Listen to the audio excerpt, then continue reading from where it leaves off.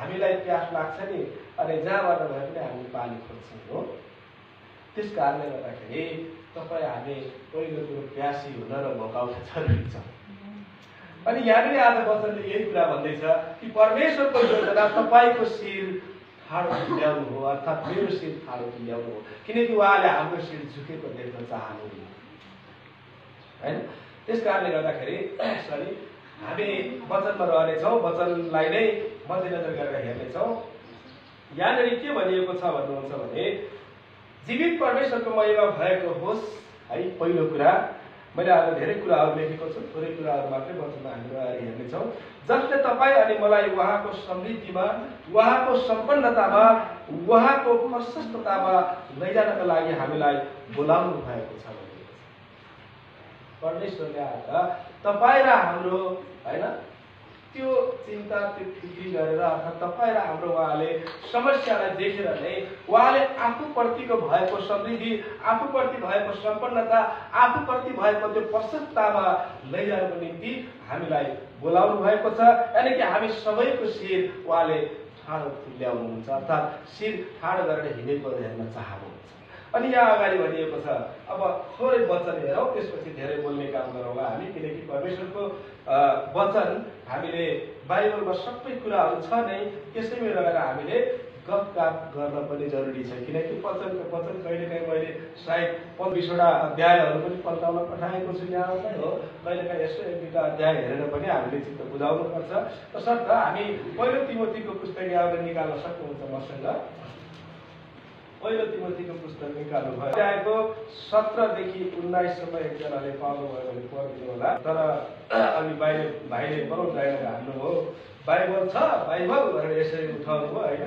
मोबाइलबाट नपढ्नु होला भन्न गएको छैन मैले यहाँबाट, मोबाइलबाट ठ्याक्कै भेटिहाल्नु छ बरा बाइबल खोज्ने खोजेको खोजे ल कसैले पाउनु भने पढिदिनु होला। 6को 17 देखि 19 सम्म।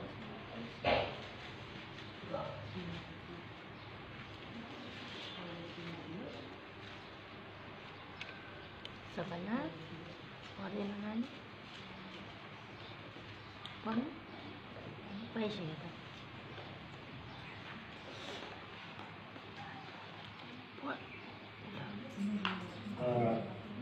के छ भेटाउनु भएन?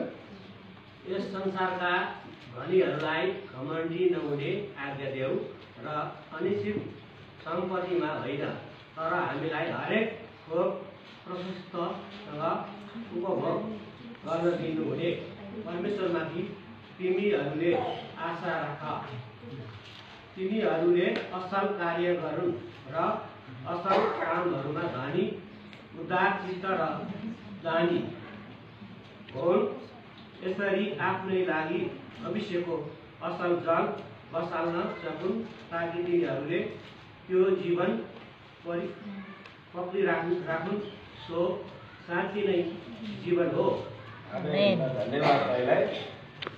वचन पढाइमा आशिष मिलेको होस्। यहाँनिर वचनले पनि छानङ्ग पारेको छ। हामीले यसलाई अझ छानङ्ग तरिकाले, अझ पारदर्शी तरिकाले गर्नेछौँ।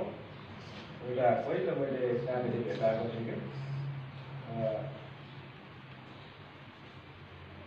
के अरे धुलो अनुहारमा थियो तर सिसा खुसी राखे होइन, ऐना खुसी राख्यो भने जस्तै होइन। हाम्रो समस्या कहाँनिर हुन्छ तर हामी खोज्छौँ अर्कैतिर खोजिराखेका हुन्छौँ। त्यस कारणले गर्दाखेरि पहिला आफ्नै अनुहार गएपछि ऐनामा सफा देखिने हो। त्यस कारणले गर्दा यहाँनिर वचनले पनि यही कुरा हामीलाई छलङ्ग पार्दैछ। यस संसारका धनीहरूलाई घमण्डी नहुने आज्ञा देऊ भनिएको छ होइन। अब धनी नै नहुने आज्ञा देऊ भनेको होइन, तर मसँग धन छ भनेर कसैले पनि घमण्ड नगर्नु भनेर यो वचनले हामीलाई सिकाउँदैछ।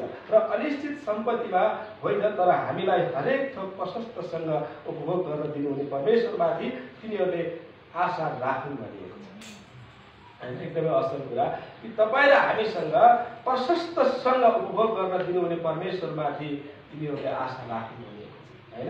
यहाँ अनिश्चित सम्पत्तिमाथि होइन, तर हामीसँग जति सम्पत्ति छ त्यो सम्पत्तिमाथि भन्दा पनि त्यो सम्पत्ति जुटाउने चाहिँ को त? त्यो सम्पत्ति तपाईँलाई दिने को त भन्दाखेरि परमेश्वर हुनुहुन्छ। उहाँमाथि चाहिँ आशा राख भनेर वचनले सिकाउँदैछ हेर्नुहोस् है। अनि अगाडि यहाँ भन्छ तिनीहरूले असल कार्य गरून् र असल कामहरूमा धनी उद्धार चित्त र दानी होन् भने। जब कोही व्यक्ति परमेश्वरको आशिषले ऊ धनी हुन्छ भने उसले परमेश्वरको कामको निम्ति असल कार्य गर्नुपर्छ भन्ने यो वचनले सिकाउँदैछ हैन। परमेश्वरको निम्ति पनि उसले खर्च गर्न सक्नुपर्छ भन्ने कुरा यहाँले सिकाउँदैछ। यसरी आफ्नै लागि भविष्यको असल जग बसाल्न सकुन् ताकि तिनीहरूले त्यो जीवन पक्रिराखुन् जो साँच्चै अर्थात् साँच्चीकै नै जीवन हो भनेको छ। त्यो खालको असल जीवन पक्रेर राख्नको निम्ति उसले कुनै पनि कुरामा हैन अर्थात् अनिश्चित कुराहरूमा उसले अनिश्चित सम्पत्तिहरूमा धाक नलगाओस्, घमण्ड नगरोस्, तर त्यो जुटाउने परमेश्वरप्रति ऊ आशावादी होस् भनेर आजको वचनले सिकाउँछ। अब हामी थोरै अगाडि हेरौँ। यहाँले के भनिएको छ भन्नुहुन्छ भने परमेश्वरले मानिस जातिलाई यदि परमेश्वरको आज्ञा अनुसार रहन्छ भने हरेक थोक यहाँले भनेको छ है हरेक थोक प्रशस्तसँग दिनुहुन्छ भनिएको छ। कोही पनि मानिस यदि परमेश्वरको आज्ञा अनुसार रहन्छ भने उहाँको आज्ञालाई मानेर रहन्छ भने उसलाई प्रशस्तसँग दिने परमेश्वर हुनुहुन्छ भनेर आजको वचनले हामीलाई सिकाउँदैछ। र उहाँको राज्यको निम्ति खाँचो पर्दा तपाईँ र मैले पनि कुनै सङ्कोच नगरी खर्चिन सक्नुपर्छ। जसरी यहाँले हेर्नुहोस् है उहाँको राज्यको निम्ति जब आवश्यक पर्ने अवस्था आउँछ तपाईँलाई हैन, तपाईँले आवश्यकता ठान्नुहुन्छ। अघि प्रेरणाजीले भन्दै हुनुहुन्थ्यो आज भेटीको निम्ति मैले प्रार्थना गर्नुपर्ने मैले पहिले देखिसकेका थिएँ भन्दै हुनुहुन्थ्यो हो। त्यसरी नै तपाईँलाई आर्थिकका कुराहरूमा अर्थात् परमेश्वरको कामको निम्ति पनि तपाईँले के गर्नुपर्ने त्यो तपाईँलाई पहिले थाहा।